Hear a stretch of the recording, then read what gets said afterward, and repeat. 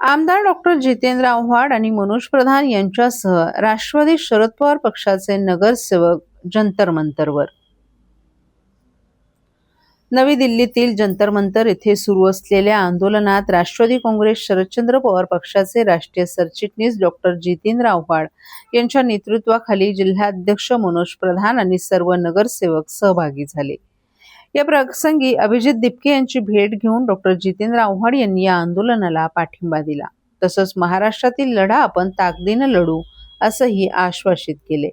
नीट paper घोटाळा प्रकरणी केंद्रीय शिक्षण मंत्री धर्मेंद्र प्रधान यांचा राजीनामा घ्यावा या मागणीसाठी सोनम वांगचुक आणि कॉक्रोच जनता पार्टीचे अभिजित दिपके यांच्या नेतृत्वाखाली नवी दिल्लीत जोरदार आंदोलन सुरू करण्यात आले. 20 जुलै रोजी या आंदोलकांवर जोरदार लाठी हल्ला करण्यात आला.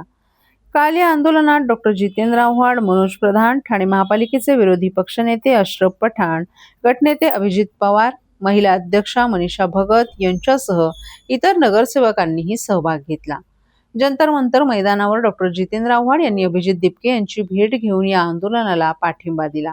यावेळी विद्यार्थ्यांना हलक्यात घेऊ नका. या देशात विद्यार्थ्यांनीच क्रांती घडवलीये. या देशात सर्वात ताकदवान असलेल्या इंदिरा गांधींना बिहार आणि गुजरातमधील विद्यार्थ्यांनीच हादरा दिला होता.